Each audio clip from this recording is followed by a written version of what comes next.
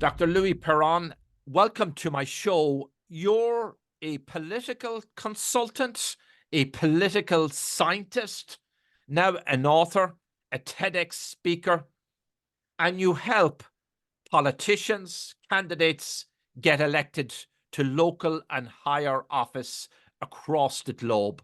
Welcome to my show. Thank you for having me. You are based in Switzerland. Yes, I'm a Swiss. Yeah, not the Alps. I always think of the Alps as being a really beautiful, pristine place. You probably go ski on the Alps, I'm sure.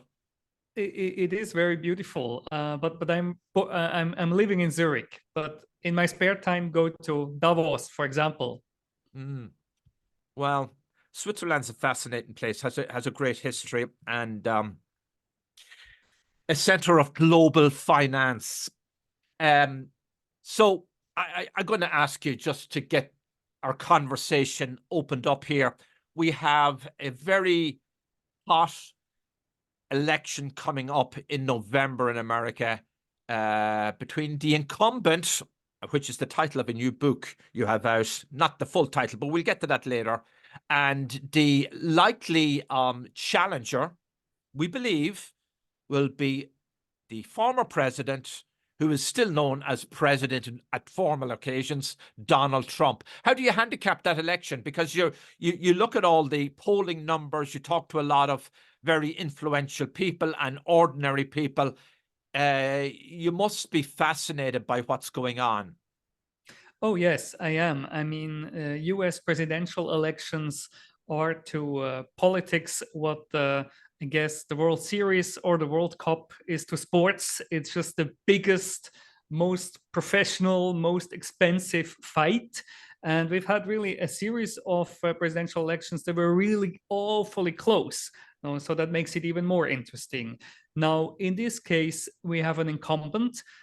Incumbents often win re-elections, but in this case, we have an incumbent that is clearly vulnerable. And I'm not saying this because of the matchup in the polls. I don't think this is really meaningful months before an election, but I say this because of the underlying dynamics. I mean, one question, for example, in the surveys is the country going into the right direction or is it off the wrong track?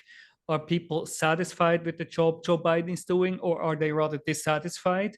And those questions, like measuring the underlying dynamics, they are not so good for Joe Biden. Now, he has time to catch up, but not a lot of time. So actually, any generic challenger would be in a pretty good position here.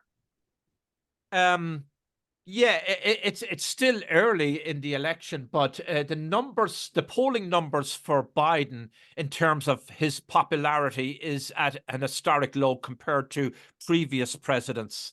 At the same time, we have a very polarized nation, the United States, but there's a lot of big ticket items on the agenda. We've got the border crisis. We have the economy, despite the fact that we're creating jobs like gangbusters. But at the same time, we also have a lot of Americans who are living paycheck to paycheck. The latest data shows that 60% of Americans are living paycheck to paycheck. We have student loans. We have gender ideology politics. We have violence in our streets. We have the fentanyl crisis, and again, the border crisis, and a certain level of angst set against a world which is beset by war in the Middle East and in the Ukraine. And so a lot of people are actually quite worried about it. Doesn't bode well for Biden.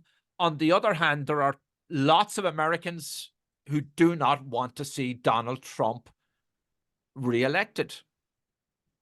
Yes, I mean, the problem for Joe Biden is that on paper, the economy looks pretty good, actually. The problem is that Americans don't feel it. And I would like to add that some partisan media don't want them to feel it. And so that's a tricky situation. What are you going to do if you're the incumbent? Are you going to blow your own horn? and try to change the public mood, or are you like feeling their pain? And I would say that the answer depends on the time that you have available. As an incumbent president or prime minister, you actually have a unique opportunity to shape media and to influence the public. So I would say from the State of the Union until probably the convention, Team Biden will try to convince the public that the economy is better than what they think. Now, this has to be done very carefully, in the right tone, in sync with what people really feel and where they are emotionally. But I think that's what Team Biden is trying to do. Now, at a certain point, and I guess that point will be the convention, the time, the window is closing. And then it's just the one strategy left, which is the counter offense. And that's what you mentioned before, is with Donald Trump. I mean, for Democrats and Joe Biden, it's really a gift from heaven. I think it's probably the only Republican that Joe Biden can beat. Because what Team Biden will do is try to make this not a referenda about his term, about his accomplishments, but try to turn this into a binary choice. And I think that's the only way he can win re-election.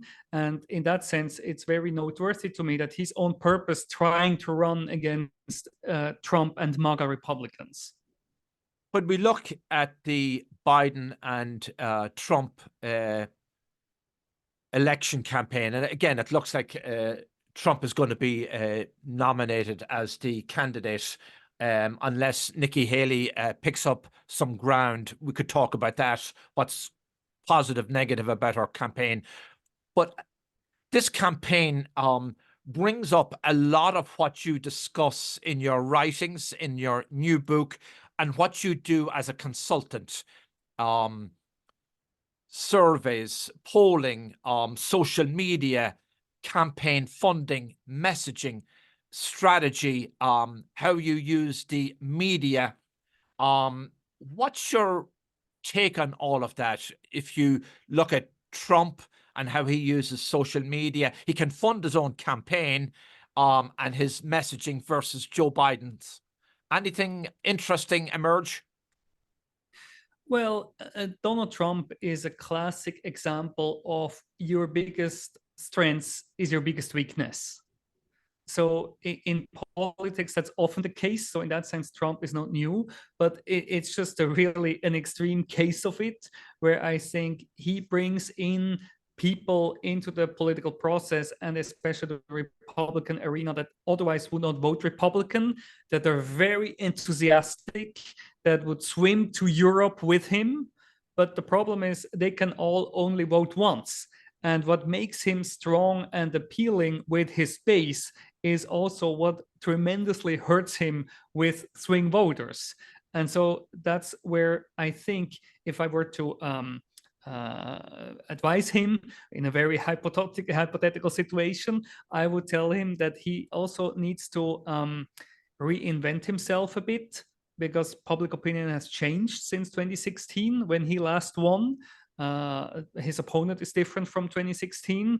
The mood has changed and he has changed. He is now sort of de facto also an incumbent. It's an incumbent versus an incumbent race. So he needs to reinvent himself. And in particular, he needs to reach out to swing voters, something that has become somewhat unfashionable in American politics. I have a whole chapter about it in my book, is the secrets to selling change. People like change, it sounds great, but you also want to be assured, you need assurance, you need to make people comfortable with voting for change. And I think in the case of Donald Trump, there is quite a number of people, apart from his base, that not only disagree with Trump, but who are really scared of Trump. So he needs an inoculation and outreach strategy. Do I think it's likely to happen? No, I don't think so. But I think that's what he needs to do if he wants to win. Well, if you look at the Trump phenomena, if you will, it seems to me that that's been sort of emulated globally. We have a lot of polarizing is not the right word, but candidates of that ilk.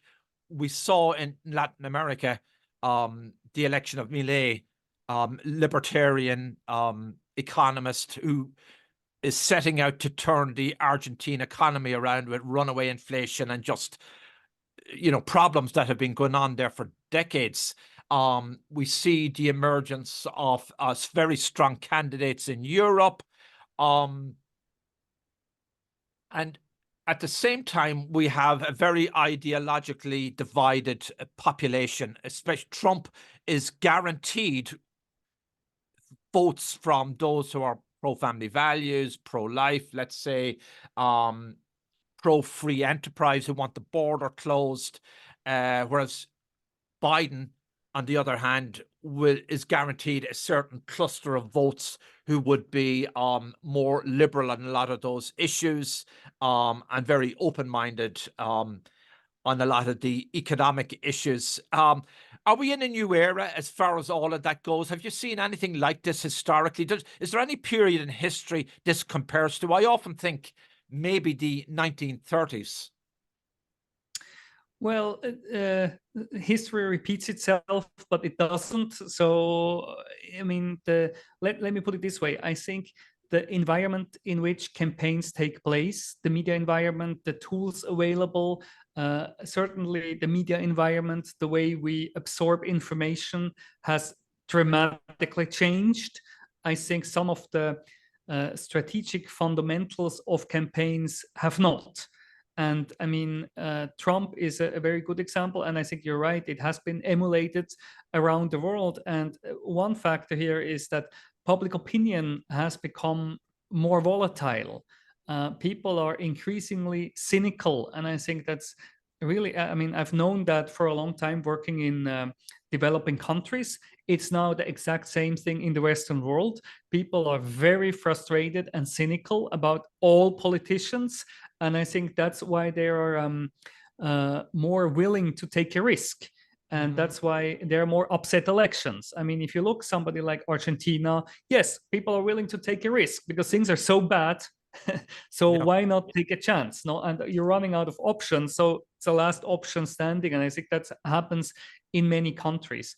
Another thing I'd like to say about people like Trump and people in Western Europe, like often called populists.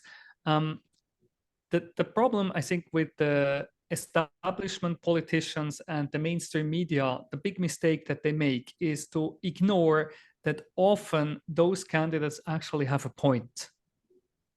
They may exaggerate, they may say it in for us outreach's way, but if you think about Trump, I mean, whether it's about the World Health Organization, whether it's about trade, whether it's about immigration, whether it's about the dependency of Germany on Russian oil, on many things he has a point.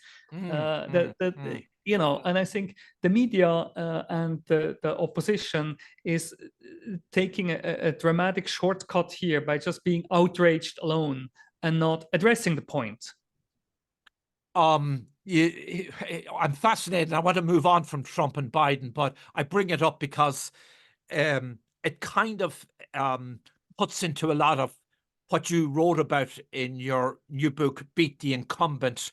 It's a great read. I highly recommend anybody interested in politics or running for office or just a mainstream reader, pick it up. It's great. And it's not... you don't take everybody down a rabbit hole. You explain stuff in a very clear and concise way. But Trump coined this phrase, or his campaign managers, somebody did, "Make America Great Again." It's so catchy, whether we like it or not, because you have a section in your new book, Beat the Incumbent, by coming up with a concise, coherent campaign message. Tell us about that. How do you respond to that? Yes, I mean, it's absolutely true. People always think that money is the most important factor in a campaign, and money is indeed one of the important factors.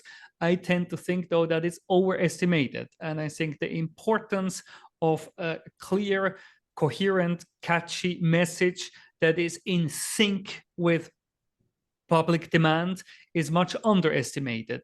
And you need a message that is a narrative why people should vote for you and not the other guy or one of the other guys. And the slogan should summarize that message in a catchy way. I learned that actually 20 years ago at GW, and it's still very true. And make America great GW again. being George Washington. GW? Yes, George Washington University. Yep. Yes.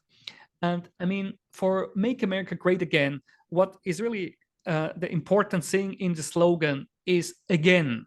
That's what's giving it the meaning. No, it's not just an empty phrase, but Make America Great Again is actually what gives it the meaning and the texture and the punch. So I totally agree. Yes, it's one of the greatest campaign slogans in the history of election campaigns. Louis Perron, let me just talk about your work. So you work for and have done work for presidents, lawmakers, council members. You've worked across the globe, and I'm speaking to you from the US. I'm in the New York area, and you're in Indonesia right now. It's at past 10 p.m. at night, and it's early morning here. So I'm sure you could be doing other things besides talking to me, but we're enjoying this conversation. So tell us about your work. You're not going to reveal, because you don't do it in the book. You don't tell us. We can guess, I suppose, who these big shots are. Who are they? Yeah, well, yeah, you can take a guess, and there are even some hints in the book. But yes, I think that political consulting is a very personal matter that involves a lot of trust. And I think by keeping my clients' names secret, it makes me a more efficient, a more effective consultant. And I do so in interviews, on my social media, and in the book. I try not to reveal even my political convictions. Well, of course, I am a very, very political person. Now, the thing is, actually, I always thought that I would be a candidate myself. When I became a teenager, I was fascinated with politics, and I thought that I would run myself.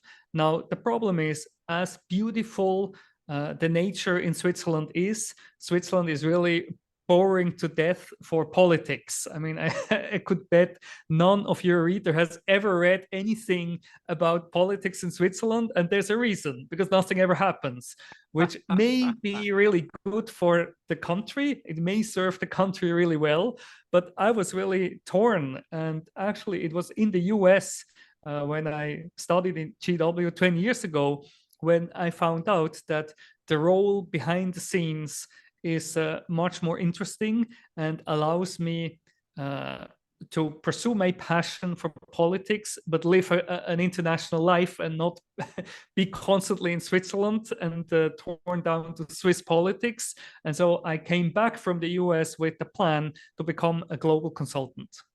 And off I went. My understanding of Switzerland is it has the canton system, right? It's very much federalized, very local level politics. It's very granular. Yes, very federal. And even at the national level, we have a system of power sharing. So we have a sort of unique government actually in the world where 7 people together are the government and are the president. So it's all about power sharing between parties, between regions, between linguistic regions, and we have direct democracy. So we vote on referenda issues all the time, and this, of course, makes elections really boring. So I had no choice. They're all in the Alps, skiing in the Alps.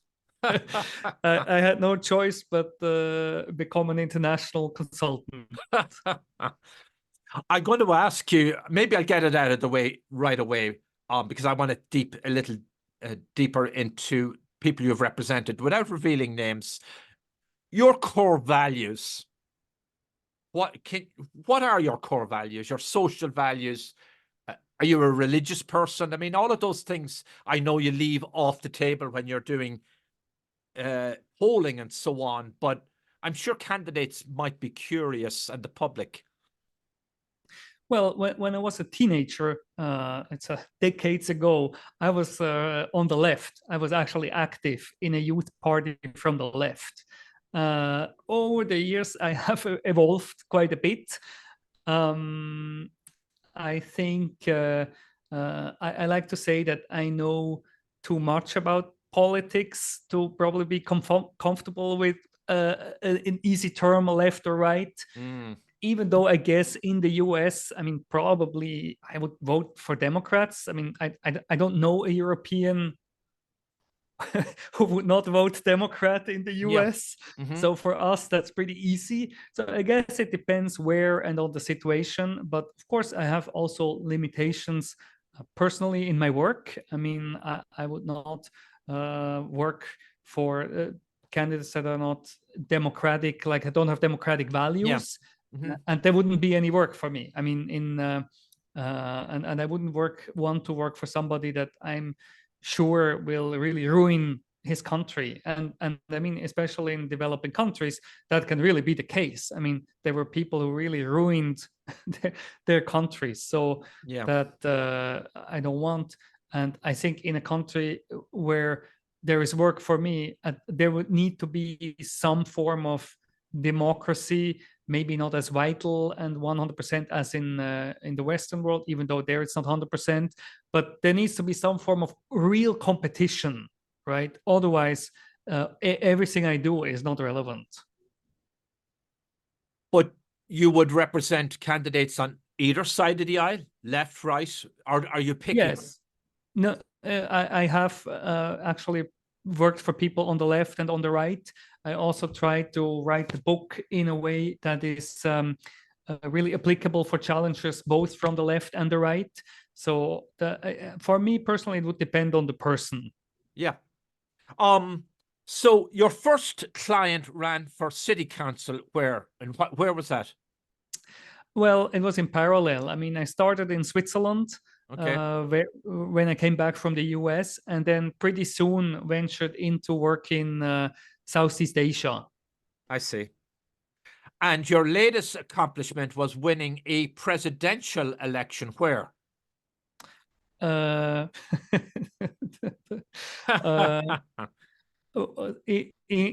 a country where there was a big historic win by one of the presidential candidates. Okay, so I'll keep guessing. Maybe by the end of the show, we'll have that figured out. But kudos to you. So you have a great section in the opening of your book, Beat the Incumbent, Proven Strategies and Tactics to Win Elections. And it's about now President Zelensky in Ukraine and how he won. You mentioned his celebrity status, and that's one of the advantages that he had. But celebrity in and of itself doesn't guarantee success. But you make the point, plain and simple, journalists will gladly cover celebrities since fame is one of the main drivers of today's media. But Zelensky was hit up with some charges of scandal, trumped up, as it were, which he dealt with quite effectively, and in a very, because he's a comedian by profession, although he doesn't tell too many jokes in the terrible, sad situation in Ukraine. We understand that, and he's evolved into this amazing president, if we can believe all this. Just tell us about that, Zelensky's campaign. Yeah, I mean, it was a great campaign. And it was interesting when I started to do research for my book, which was, of course, before the war. There was actually not that much information available in English about Zelensky or in any other foreign language. I actually have done work in Ukraine. I know the country quite a bit. So I always was very fascinated with the way he ran his campaign. Because he was an outsider, he was a challenger, and instead of sort of apologizing for his disadvantages as a challenger, he doubled down on them. I have this chapter in the book, like taking your challenger advantages to the next level. And he's a great example on how to do it. For example, he said, I don't have a party platform. So people started attacking him. That you got to tell us what you stand for. You don't have a platform. You don't even know policy. So what he said is, okay, usually politicians promise the sky and the moon and don't deliver anything. I will do it the other way around.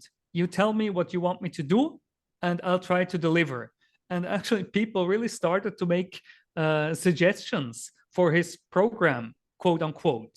And I mean, he really doubled down on his outsider status. There was also this famous line, the debate when he debated Poroshenko, and he said to Poroshenko, the incumbent, I'm not your opponent, I'm your verdict. Yeah.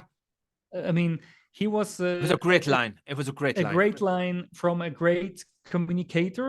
So who actually really ran a very effective and professional campaign. It sometimes looked informal, but it was actually a very, from a media point of view, very well run campaign. Well, some of our greatest leaders in history are best known were great communicators. And we only have to think of the example of Ronald Reagan. He may have been classified as a B-rated actor or whatever, but he had an effective communication strategy and skill set. Absolutely. Another great challenger.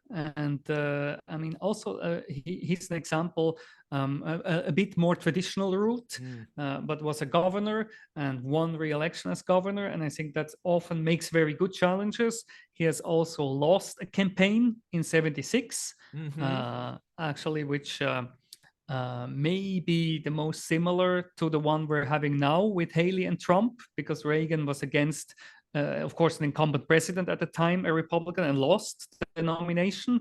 So great politicians actually often lose.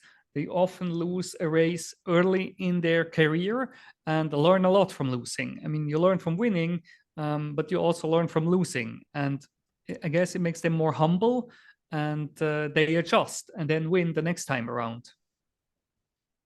You mentioned Haley. What if you were her consultant or brought in to consult the Haley campaign, what would you say at this point she should do differently to pick up some ground? At this point in time, I would probably be very hesitant to accept the gig, because I'm afraid time is running out for her.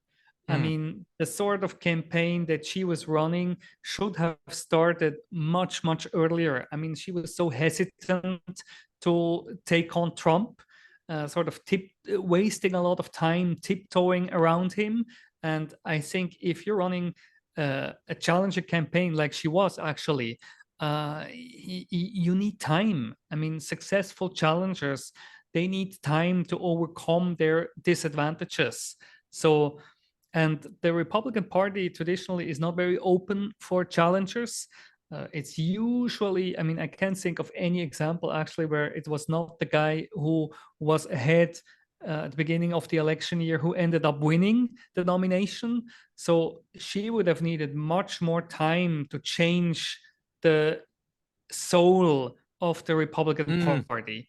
Now, I guess her best bet is Trump's health or legal problems. But on normal circumstances, in a normal campaign, I don't really see the Republican Party being willing to make that of a dramatic change.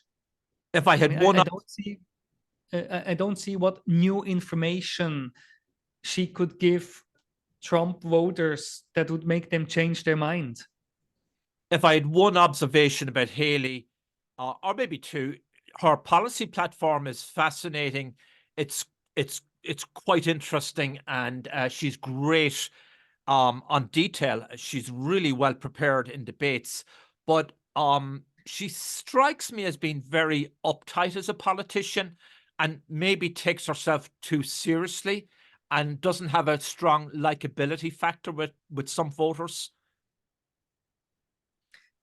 But in her defense, if that were the only one, I think that would come over time. Maybe you still see a bit of, I mean, she's new to this at the Hmm. national level. No, I Yeah. mean, not saying she's unprepared, but you see a little bit, maybe not so much routine. Let me put it this way. But I mean, I think those are minor things that could be corrected. I actually wrote a piece for The Hill that I think she would have been a much better general election candidate for Republicans than Trump. I mean, Mm. I'm going to but read. I'm going to read that article. Now you have a section in your book about challengers taking on the incumbent. You know what advantages they would have, or what resources they can marshal, and you mentioned that they could bring up their past background, maybe at the local level where they had outstanding success in doing something for the municipality or whatever. So I immediately think of Ron DeSantis, and this extraordinary governor in Florida who won in a landslide, and yet he couldn't translate that into the national stage. From the start off, the get-go, his campaign just went downhill. yes, and I mean, he is a really very, in a sad way, good example. I remember at the election night when he won re-election, and I saw his speech and his family, and I was thinking, wow, Mm, that's we have a general election candidate here that would just clobber Joe Biden because he looks like the future. He like the, I mean, it would have been perfect, no? Has a record, has won for re-election, but yes, I mean, it's not a guarantee. Winning re-election as a governor that you would be a great candidate at the national level. It's a good preparation, but it's not a guarantee. And what DeSantis didn't have in Florida is the Trump factor in that sense. That again, I think he was tiptoeing around Trump and then didn't have a market. He lost both markets. He lost the Trump market and the anti-Trump market. So you need a clear message and a clear, how to say, you have to win the quarterfinals of the anti-Trumps, no? Because in the end, it will be one against Trump.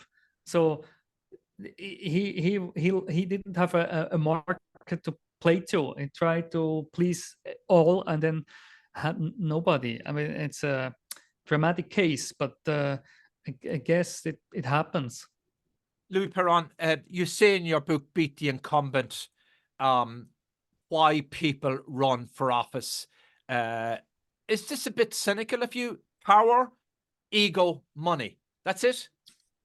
I don't mean it in a negative way, though. What I mean to say is we're all humans.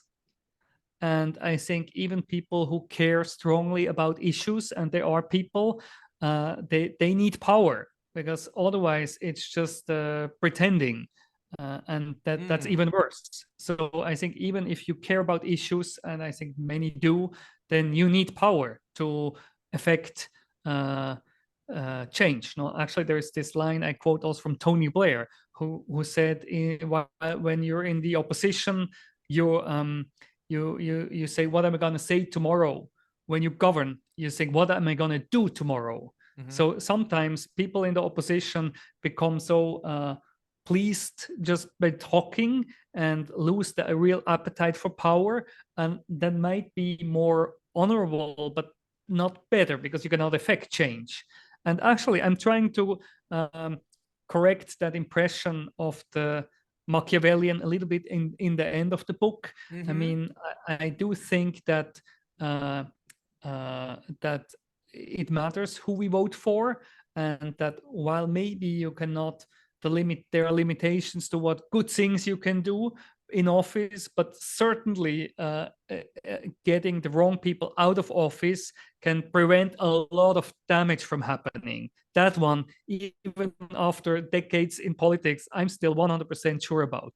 Yeah, because some people feel so strongly on certain issues.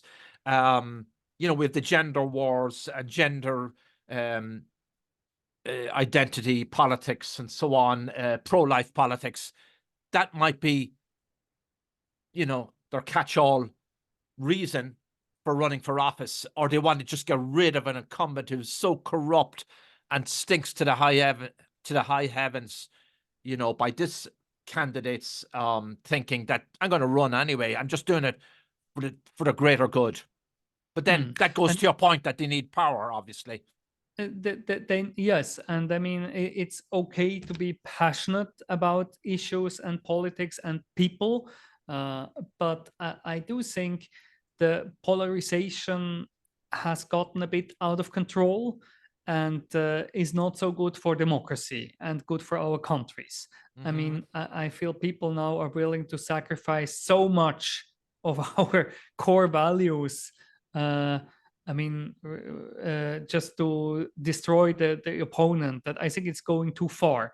And frankly, I think social media, with many of the advantages that it has, and I'm using it myself, Twitter and LinkedIn, etc., it has not helped on that front, because people have just become so free to bash and trash politicians anonymously. I mean, and in that sense, I mean, for the polarization, the voters are not innocent, because they keep electing those who scream the loudest. The media is not innocent, because the media covers conflict and often gives a microphone to those who have the loudest voice instead of maybe the one who has the most important voice. And frankly, politicians are to blame also. So there are many factors here at play for the polarization. But I'm also hopeful that sooner or later, the political demand for somebody who can actually get things done will be there again. You have a great section in your book also about, you mentioned him earlier, Tony Blair. He in effect reinvented or reimagined the Labour Party. So he had the new Labour Party, and he got some pushback from traditionalists, but ultimately he won in a landslide. He was an interesting study, which you cover very well in your book. Yes, it's from a while ago, but I think that's why it's desperately needed, because reaching out to the center has really become somewhat unfashionable. We have become so accustomed to play to the partisan media that we have forgotten to reach out to those who actually often decide elections, which are the swing voters in the middle. And the UK is a great playground to learn about this and get inspiration about this, because of course it's really all about the swing between the two major parties. It's a very classic, or at least used to be until recently, a very classic two-party system. And I mean, in that sense, Blair's campaign, you could say that the entire purpose of his campaign was actually an outreach to the center. And in that sense, it's highly inspirational, highly relevant for today, because I mean, it's the last time the Labour Party won elections in the UK. Yeah. So true. So true. And Clinton on some level was similar, in my thinking anyway, as Tony Blair. He reached to a lot of different constituencies and operated from the center mostly. Yeah, I mean, now Tony Blair is not very popular anymore in the UK because of the war in Iraq. Even though actually people forget that he won re-election after the war in Iraq. And he won actually a re-election, I mean, like nobody did for the Labour Party. So I think Labour leaders in Britain ought to look back at his successful cases. The greatest challenger campaign ever was when Barack Obama ran for president in 2008. You write in your book, Beat the Incumbent. Why do you say that? And you go on to note that, would this be fair that a turning point in that campaign was the collapse of Lehman Brothers in September 2008, when Obama was facing up against John McCain? Absolutely. It was a turning point because it made the economy the number one issue in the campaign. And you could argue that since there was an economic meltdown, this, of course, helped the challenger, which was Obama, and hurt McCain, which was not the incumbent, but from the incumbent party.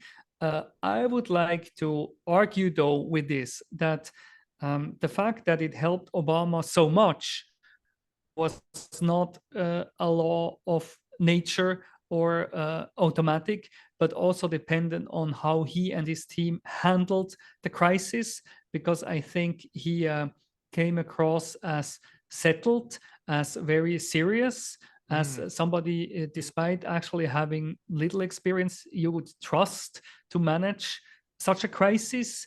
And on the other hand, of course, McCain committed real big mistakes as a candidate. No, I mean, yeah, he said that the fundamentals of the economy are strong, and that would become probably one of the most brutal days of his life as a politician, because the Obama campaign just brutally used that statement against him, and they defended change against Team McCain. So yes, the circumstances helped.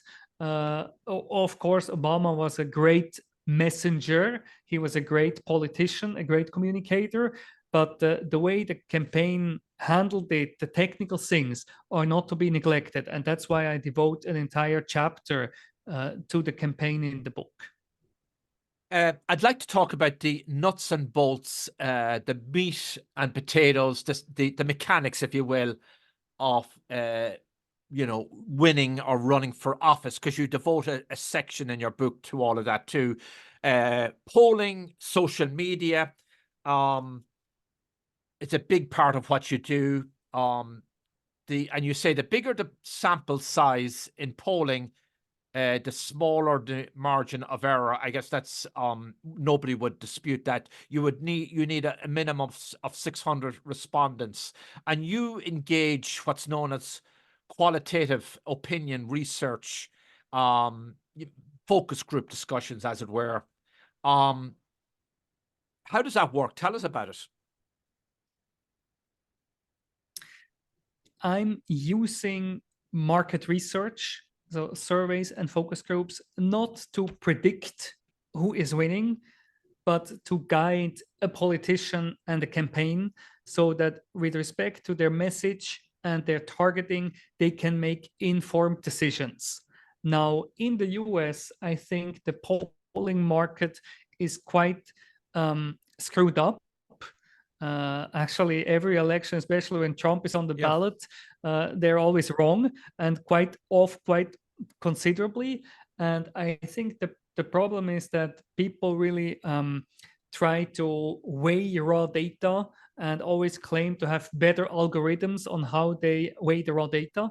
And I actually rarely weigh data. I just invest a lot of time and attention into real random sampling. So in some of the developing countries where I work, we actually do surveys house to house. You physically go door to door. House to house, in person, which is the slowest, most old school, most expensive way to do a survey. But guess what? It's by far the most accurate. Interesting. And then we complement the numbers with the qualitative research, so-called focus group discussions, because while statistics and algorithms are important, I think good market research also has a lot to do with listening to voters. I think if you're having something like Brexit or Trump, where people are so emotional, I think actually listening to voters, what they're saying, how they're saying things, what they don't say, might be as important as the numbers. I say the survey gives you the numbers, the focus groups tell you the why behind the numbers. And I combine the two in order to guide a campaign. Because voters as a group can be quite fickle. We have the swing voters. We hear about the swing voters all the time in America. And then those who are settled on one side or the other. And then we hear about the swing states. So getting that kind of rich data, I I should imagine is enormously helpful. You have a section on, and you talk about social media, and some of what you said surprised me, because I kind of always assumed that if you have a massive social media footprint, on TikTok, Twitter, Facebook, YouTube, wow, and the incumbent, or the candidates taking you on, has no presence, well, you have an automatic built-in advantage. You think it's a bit more nuanced, though? Yes, I mean, yes, social media is a factor. It's a tool that I would certainly use in almost all campaigns. I would not overestimate its impact, however, and it sort of fascinates me that most people who are enthusiastic about the impact of social media in election campaigns are people who make their living with social media. There are actually few academic studies that really show much of an impact. So I am more nuanced in this respect. I think, yes, it's a factor. However, it's a great tool to mobilize your own base, no, to engage with your base, to activate your base, maybe help turn out the base. But there, actually, I think offline activities are already needed. That said, it's not a good tool to convince people, because nobody goes online to really listen to different people and make up their mind objectively. I mean, it brings us back to what I said before. Social media is actually a driver of the polarization. People go online to express their emotions, to like what they already agree with it, to get appalled and outraged about things they disagree with. I think it's actually also a factor why things scandalize much faster than earlier in the old days, and even things that would not have been a scandal in the old days now are scandals. So I don't think social media is a great tool to convince people, speaking about centrist, about swing voters. It's a tool to mobilize your own base. But even when you mobilize, you need offline activities. And I think it's funny to me also how many social media agencies never talk about it. I mean, everybody who knows e-commerce says the same thing. The money is in the list, and but they mean in the email list. So, and it's the same for politics. The votes are in the list. So if you do social media, create a base, fine, but move it towards your email list, because that's how you can transform it into votes. Because people vote offline, they don't vote online. I mean, there are a few countries where they do, but most places in the world, people vote offline. We're almost out of time. I want to get a few more things in here. So when you fly into a country in the third world, developing country, or in Europe or America, and you have to set up a campaign, are there challenges for you? Do you have people on the ground, or how do you get your operation up and running? I'm not the one who really runs the campaign, and I think foreigners should not do that. I mean, there's many Americans who work internationally. There are Latino consultants who work in other Latin American countries, in African countries. So there's a vibrant international scene. But I think for us who work on that front, we shouldn't be the ones to run the campaign. We are a secret joker, if you want. And often I compare my role to the one of the jester, whose role, of course, was not to make the king laugh, but to tell the king what nobody else could tell him. And I think that's the great advantage that I have, because if I come into a country, I don't have a history there, and I don't have a future there. So I don't have to, in that sense, I'm really very free to speak the truth to people who are not kings, but sometimes live like kings. And actually, judging by their actions, I think that even Trump and Biden are not told the entire truth by their people. Interesting. So that's one great advantage. That's interesting. But it's true, no? No, I think you're correct. I think you are right. I agree with you that I'm not inside either of our campaigns, but my sense is reading about their campaigns and listening to people who might be closer than I am, that is actually correct. So you can come in as a outsider, as it were, and say, this is absolutely crap. The public does not like your campaign. Your slogan does not work. It doesn't resonate. You can just tell them the brutal truth. Yes, and I think that's a key benefit. And then it's actually why sometimes teams bring me in. And then of course I work together with local, I mean, for the technical things, to really conduct a survey, conduct focus groups, I work together with local people on the ground, because again, you should not be the one to run things. You're a secret choker. Yeah, but your work has helped turn around campaigns that were failing. Oh, absolutely. Yes. I mean, winning a presidential campaign was a big accomplishment, but there are others. I mean, I'm proud of mayoral elections because they're easier to control. And I think people, I have a mayoral client over many years, and people, his opponents have literally moved out of the city repeatedly. I've helped people win. Go from private citizen to running virtually unopposed. I've helped people resurrect from the political dead. So there are quite some accomplishments I'm proud of.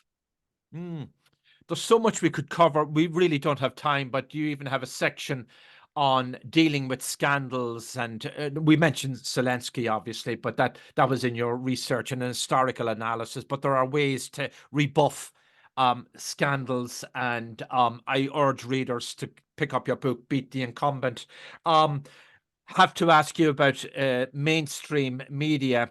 In your book, you say, for some time we were in a so-called pick and choose culture where voters chose the news items they found appealing. Now you say we live in an era when, due to algorithms, voters are increasingly only being served the news bites that they like. All this makes campaigning more worthwhile, maybe more exciting, but also more demanding than ever. Yes, and because we're no longer in the old days, we used to argue about opinions. Now, especially since the last US election, we argue about facts very passionately because people are served different facts.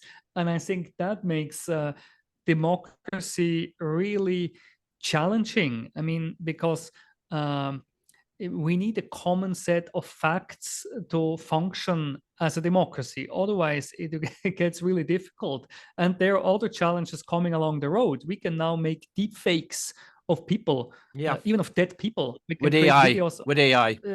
Yes, I mean, so I used to say that take it easy, people evolve as technology evolves. But I'm not sure that's 100% the case anymore. So we have to make sure we do evolve as technology evolves and not get overwhelmed and sucked up by technology, what the tools that technology makes possible. Louis, I have to ask you this also. When you're doing your day-to-day absorption of what's going on in the globe, news, politics, and trying to keep up with the latest, do you flick multi-channel? Do you go from Fox to CNN to CNBC, National Public Radio, conservative radio, WOR? How do you? Because my frustration is that I surf the channels and the internet. I'll, stay on Fox for a little bit. I'll stay on CNBC. I'll stay on CNN. I'll go to the BBC so that I can make up my own, hopefully, reasonably informed analysis. We could take the case of Israel.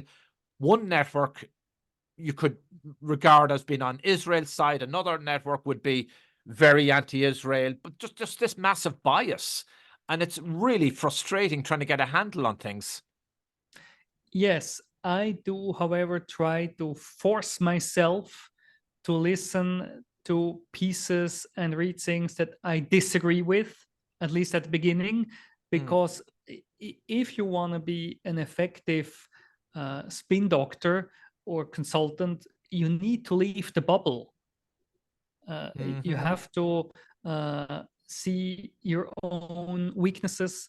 You have to see your opponent's strengths. So otherwise, you're losing all effectiveness as a of course during the analysis phase. No, of course we have strong convictions, but you need cold surgical instruments to assess a case and be brutally honest. I mean, actually, I read the biography about Roger Ailes, of course, who before the founder of Fox News, actually he was a political consultant, and it just struck me how brutally honest he was with his clients.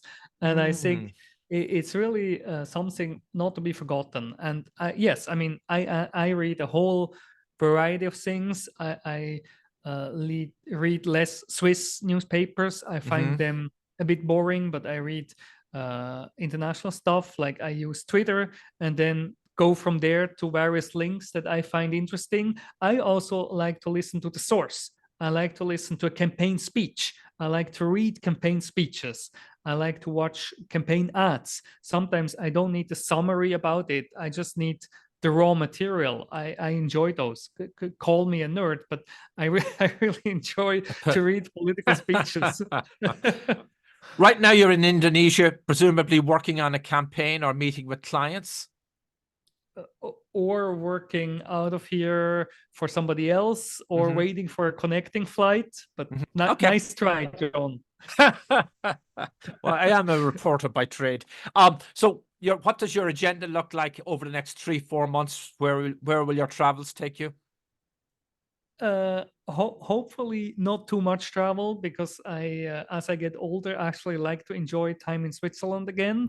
But from wherever I am, I will of course follow the biggest fight, the US presidential election, and stay tuned. So what's your advice? What's your advice for would-be aspiring candidates who want to beat the incumbent or for the incumbent? What's your final message? What's the final takeaway from Dr. Louis Perron? Of course, read my book. Well, do I get commission on sales? or let me correct this: buy all of them, so your opponent cannot buy it. Very clever.